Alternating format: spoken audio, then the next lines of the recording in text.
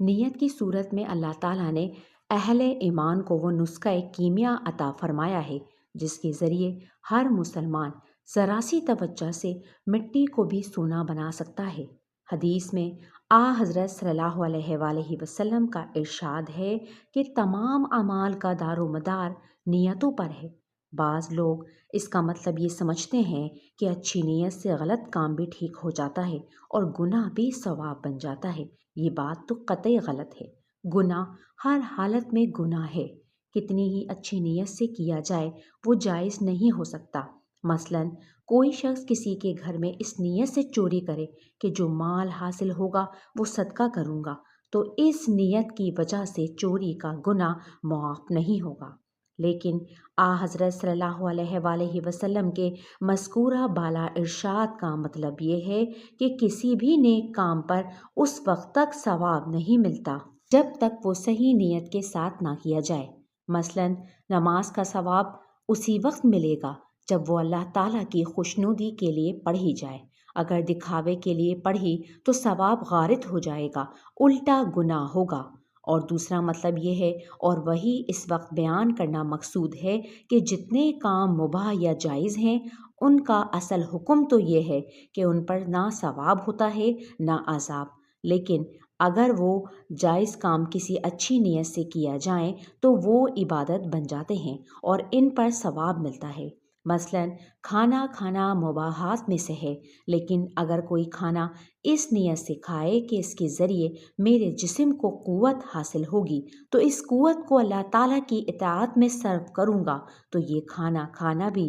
باعث اجر و ثواب ہوگا۔ یا اس نیت سے کھانا کھائے کہ اللہ تعالیٰ نے میرے نفس کا بھی مجھ پر حق رکھا ہے، اس کی ادائیگی کے لیے کھانا کھاتا ہوں، یا اس نیت سے کھائے کہ اس سے لذت و راحت حاصل ہوگی تو دل سے اللہ تعالیٰ کا شکر ادا کروں گا، تو ان نیتوں کے ساتھ کھانا کھانے میں بھی ثواب ہوگا۔ غرض زندگی کا کوئی مباح کام ایسا نہیں جس کو اچھی نیت کر کے عبادت اور موجب ثواب نہ بنایا جا سکتا ہو۔ مثلاً اچھی نیت کی چند مثالیں جن سے ہم اپنے روزمرہ کے کاموں کو ثواب بنا سکتے ہیں مندرجہ ذیل ہے۔ روزی کمانا خواہ تجارت کی شکل میں ہو یا ملازمت کی شکل میں یا زراعت و صنعت کی شکل میں، اس میں اگر انسان یہ نیت کرے کہ اللہ تعالیٰ نے میرے ذمے جو میرے نفس اور میرے گھر والوں کے حقوق عائد کیے ہیں، یہ کمائی اس لیے کر رہا ہوں کہ وہ حقوق ٹھیک ٹھیک ادا کر سکوں،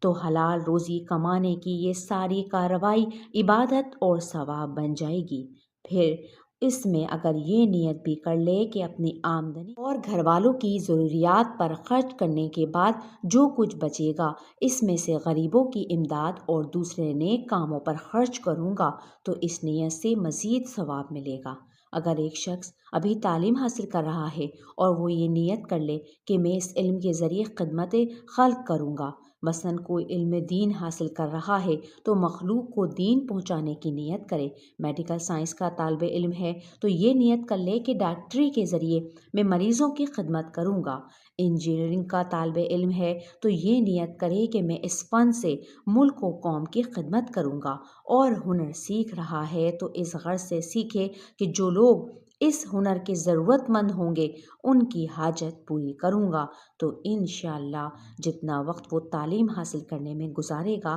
اس کو اس نیت کا ثواب ملتا رہے گا۔ پھر انسان جو بھی پیشہ اختیار کرے اس میں یہ سوچے کہ رزق کا ذمہ تو اللہ تعالیٰ نے لے رکھا ہے، کسی نہ کسی صورت میں ضرور ملے گا، اور اس کو حاصل کرنے کے بہت سے راستے ہیں، لیکن میں فلاں راستہ اس لیے اختیار کر رہا ہوں کہ اس کے ذریعے مخلوق خدا کی خدمت کروں، تو یہ پیشہ بھی باعث اجر ہو جائے گا۔ مثلاً کوئی شخص ڈاکٹر بنتا ہے تو یہ نیت کرے کہ رزق کے بہت سے راستوں میں سے یہ راستہ میں نے اس لیے منتخب کیا ہے کہ اس کے ذریعے تکلیف میں مبتلا لوگوں کی مدد ہوگی، تو خواہ وہ مریضوں سے جائز اور مناسب اجرت وصول کرے تب بھی انشاءاللہ اس نیت کا ثواب ملے گا۔ اور جب واقعتاً یہ نیت ہوگی تو ظاہر ہے کہ ایسے مواقع بھی آئیں گے جب وہ کسی شخص کو غریب دیکھے تو اس کا علاج بلا معاوضہ یا بہت رعایتی معاوضے پر کرے۔ کوئی شخص مثلاً کپڑے کی تجارت کرنا چاہتا ہے تو یہ نیت کرے کہ ہر انسان کے ذمے شرعاً لباس پہننا واجب ہے۔ میں بہت سے پیشوں میں سے اس پیشے کا انتخاب اس لیے کر رہا ہوں کہ اس کے ذریعے مخلوق کو اس واجب کی ادائیگی میں مدد دوں گا، تو امید ہے کہ انشاءاللہ یہ پیشہ بھی باعث اجر ہو جائے گا۔ اسی طرح اگر کوئی شخص سرکاری ملازم ہے تو وہ اپنی ملازمت میں یہ نیت کرے کہ اس کے ذریعے مخلوق کی ضروریات پوری کرنے کا موقع ملے گا، تو خواہ وہ یہ کام تنخواہ لے کر رہا ہو، انشاءاللہ اس نیت کا ثواب ملے گا۔ غرض کوئی پیشہ ایسا نہیں ہے جس میں کوئی نہ کوئی اچھی نیت نہ کی جا سکتی ہو۔ اسی طرح اچھا لباس اس لیے پہنا جائے کہ اللہ تعالیٰ نے مجھے جو نعمت عطا فرمائی ہے اس کا اثر نظر آئے اور دیکھنے والوں کو فرحت ہو، نہ یہ کہ مجھے بڑا یا دولت مند سمجھیں۔ اپنے بچوں سے اس نیت سے پیار کیا جائے کہ حضرت صلی اللہ علیہ وآلہ وسلم کی سنت یہ ہے